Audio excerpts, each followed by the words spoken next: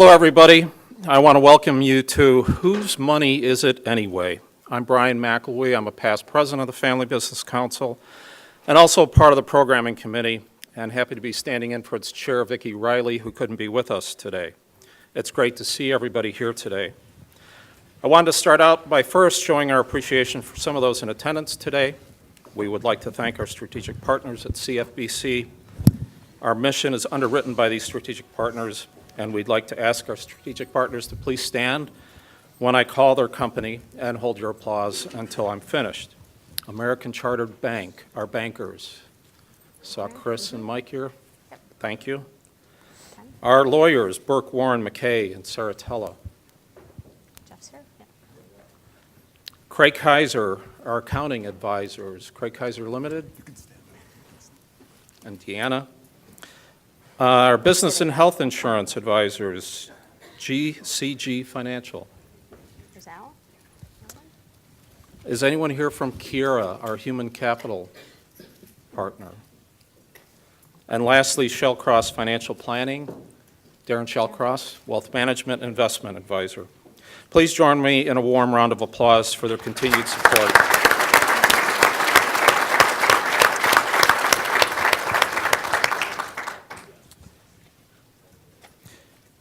We'd also like to recognize new members who are with us in attendance today.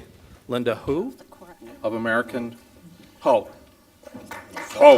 you, I'm sorry, American Chrome Company. Welcome to CFBC. I'll save you. I appreciate it. DePaul University is a very important component of CFBC, and we would like all DePaul students, alumni, faculty, and staff to please stand who are here with us today. And members, please reach out to our DePaul friends who are with us.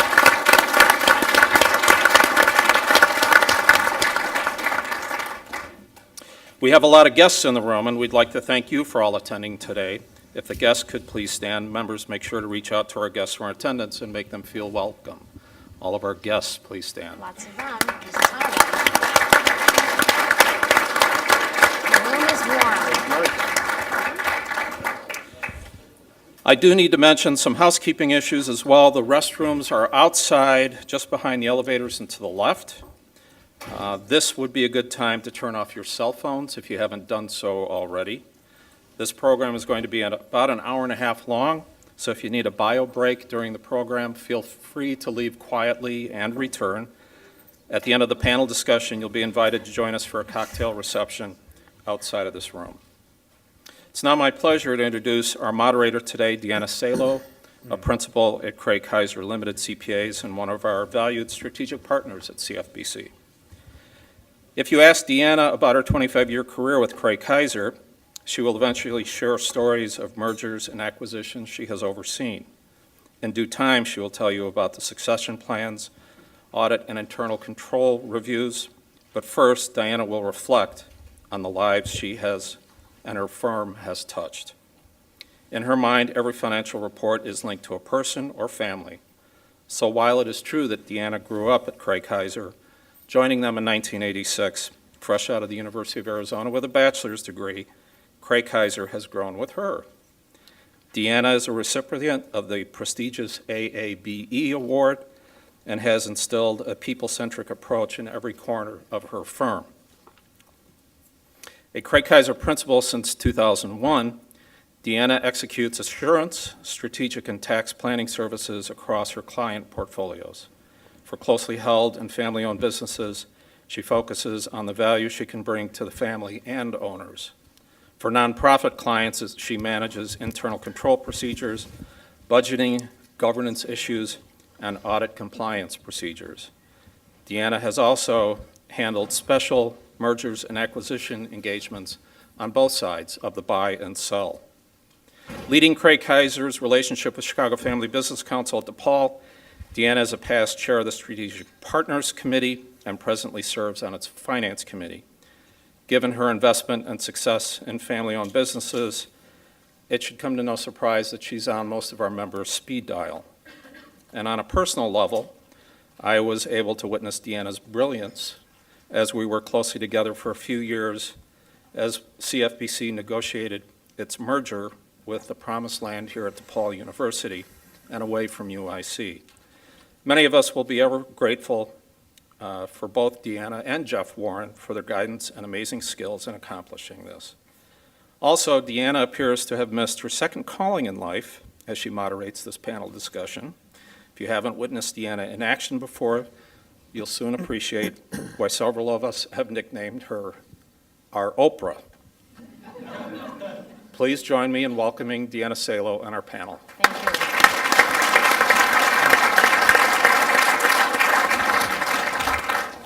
You're setting the bar way too high, way too high. Welcome. Thanks for everybody. They gave us nice tight quarters, right? We're nice and cozy. We need some air in here, right?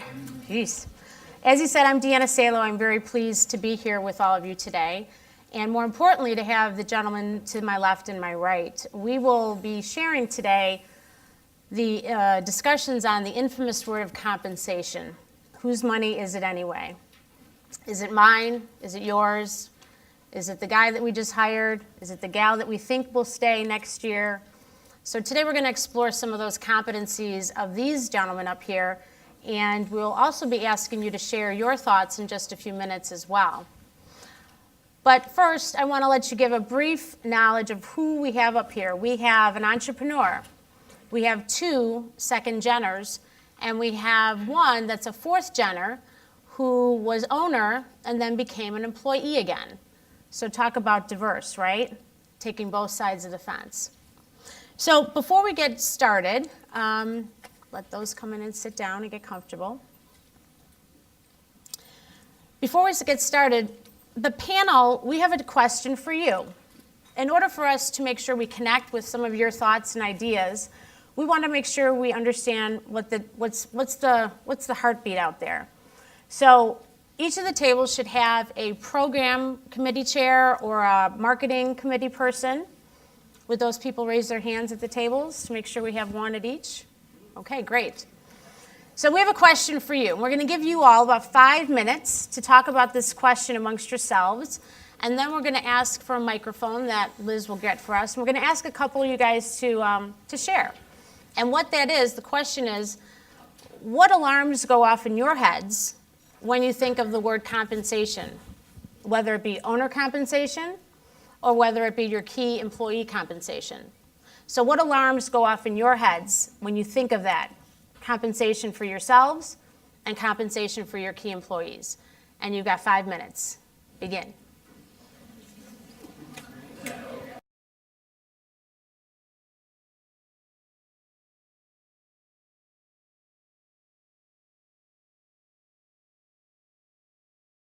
Thank you. So is there any table that would like to volunteer to share their kind of theme or issues? Mike? We actually had quite a variety of answers at the table here. We had some that were just concerned that they were winging it and shooting from the hip, so to speak. I'm worried that they were playing favorites because of that, and whoever did the last good job. Some that had programs to benchmark where they were versus the marketplace, but of course the marketplace moves around, and suddenly you might be paying people a lot more than your current staff, and that's certainly a concern. We have some that recently retired owners that were wondering, how does that work? And then how do you find the golden handcuff, the elusive golden handcuff for your key employees? Great. Does that give you some meat to work with? That's good meat. Jeff would like to share. Liz, can you get back to Jeff's table? We had 3 very interesting points, and having observed them among my clients, I think that you'll find these very relevant. We had one business owner, one group of business owner who said that their biggest, the issue that comes to mind is the disparity between the value of an employee and what their compensation is because they're a family member. That they may be equal to someone else in the family, and they get the same compensation as that person, but that doesn't necessarily correlate to the performances, which are quite disparate in value. That was one issue that was causing a lot of tension in their perception of what compensation brings to mind. We had another business owner who works with 2 sons, and she said that what was very difficult for her, because of the family relationship, is that she knows, because she's the mother, she looks at things, she has a bigger perspective than an employer who hires an arm's length employee. Because the arm's length employer may be considering their own business needs and the value of the performance. They don't necessarily worry about what the employee needs, what the employee's bills are, what the employee's personal situation is. So it adds a dimension of complexity and difficulty in terms of making compensation decisions for other family members. We had another business owner who said that when compensation comes to mind, he thinks about the grousing that his employees engage in because of their gossip about what other people make and why they're not making as much as those people and they should be making more and so on. So it's really the question of, as I like to think of it, and I took away from it, it's not necessarily so much an issue of how much someone is paid, it's a question of how much they're paid in relation to other people that they hear about within your company.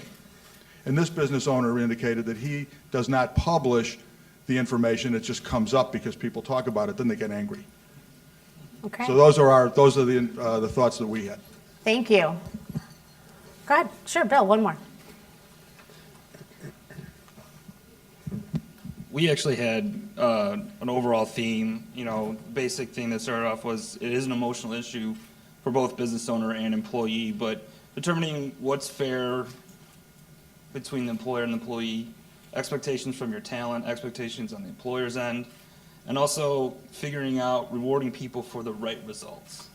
Maybe a little bit of extension, you signed an employee on to work for a certain wage, but they're not achieving those results. How do you handle that situation? Or maybe they're exceeding those results.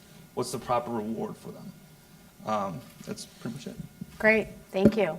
And I hope that I'm sitting up here bobbing my head because those are all very common issues. And I'm sure there's many more out there, but we're going to get started on the conversations up here, and I hope that helps you guys up here kind of understand some things that are going out here in the audience that we can hopefully touch upon as we get through today. So, introductions are done. We've asked you the question. Now it's time for them to introduce themselves, and we're going to start over here to my right. And Alan, would you like to introduce yourself, please? I'd be happy to. First of all, although I'm a second-genner, I guess, based on, I also consider myself an entrepreneur. If the definition of entrepreneur is you just keep investing in your business until there's, and nothing does come out the funnel, then I'm an entrepreneur. My name is Alan Levites. I'm the CEO of GCG Financial. We happen to be a strategic partner for the Chicago Family Business Council. But when this topic came up, I raised my hand and someone pulled right away and said, sure, we'd love to have you. So I'm happy to be here today to share whatever I can. We're an insurance and investment firm. There's basically three things that we do: employee benefits, property and casualty, and we do have a wealth management piece as well. And I have two brothers in the business with me. My dad started the business. My dad is no longer active, although he recently came back as a board member just because we had a seat to fill, and until we can fill it with the right person, I said, guess who's going to be on the board? So he is excited to be back on the board, but otherwise does not have any day-to-day ongoing business in the firm, and we have a good time. Great. Pete. Hi, I'm Pete Donlinger. I'm kind of in a unique situation because I'm the fourth generation within our family. But in about 4 years ago, we sold the assets of our company to a much larger family business. So I think I'm kind of excited to bring a little bit of a unique perspective because I'm currently a key employee, but I've also transitioned between different generations of our family to outside investors. What we do is we build specialized vehicles for the oil industry, railroad industry, municipalities. We have about 700 employees right now, and we operate in about 10 different locations within the U.S., Canada, and Mexico. Great. Tom. I'm Tom Gimble. I'm CEO and founder of LaSalle Network, a recruiting and staffing firm, which I started 15 years ago. We do temporary and contract staffing as well as search work. about 95% of our business is in the Chicagoland area. We do quite a bit of business with small, privately held, family-held businesses, and I do personal consulting with many of those as far as how to strategically set up their organizational chart, and then also being able to put key executives in and not ruffle feathers, and sometimes intentionally ruffle feathers. There's always room for ruffling feathers, yes. Jay? Hi, I'm Jay Carmen, president of Standfast Packaging. We're located in Addison. We have a 90,000 square foot plant that we manufacture corrugated packaging and displays. We also have a minority interest in a fulfillment company in Bedford Park called A&N Packaging. So we're trying to branch out with extra services. And also, my brother Scott heads up a division called International Packaging Resources, or IPR, as we affectionately call. It's been quite a journey trying to figure out what Scott's doing. He has quite a mind. I wish he was here. I'd rib him a little bit more, but it's a marketing, and we're doing a lot of marketing and branding for major retailers. So that's been quite interesting. So we're just my dad started the business in 1965 with a partner, and I came into business in sales in 1985, and then my other brother Keith came shortly a few years after me, and then Scott came in a few years after that, and then the final brother came, my brother John Jr. came in the late 90s. So we bought my dad out in 2010, and so now my brothers and I run the business, so that's kind of where we're at. Great.